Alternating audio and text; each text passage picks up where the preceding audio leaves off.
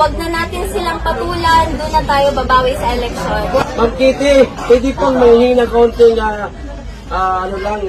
speech lang para po sa mga kababayan natin. So, yun sa mga kababayan ko, yun na patuloy lang yung pagdasal natin. Wag natin kalimutan kumain at matulog. Magpahinga tayo, tapos wag na natin silang patulan, doon na tayo babawi sa eleksyon. Tapos, alagaan yung mga katawan, ha?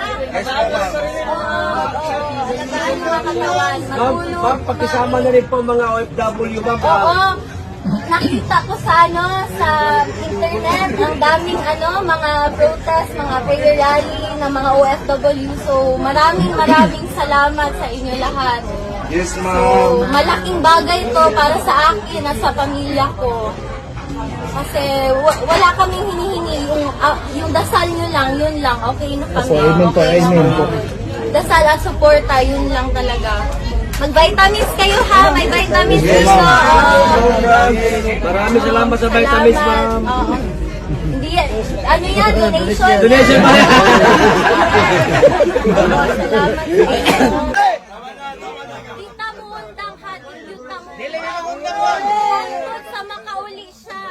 Yes! Ang gusto lang niya makauli sa Davao, kanara iyang gusto. Puhon. Maglitsyon tagwan. Maglitsyon tagbaka pag uli. Na Coke Zero, malipay na siya. Mas iwalay lang siya, oo. Pero gipalitan naman doon sa sakong ate, o Coke Zero dito.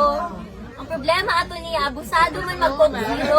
Mamaya ng artificial na chemical, di ba?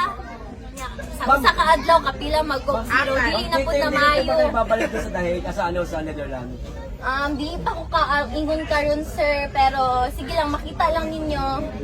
So, sige lang, ano lang ta. Sa subaybay lang ta sa mga balita. Tapos, dapat alert ta, pirmi, kabalo ta sa unsay panghitabo sa atong surroundings. So, katulang gyud, ampo lang gyud ta, and dili ta muundang.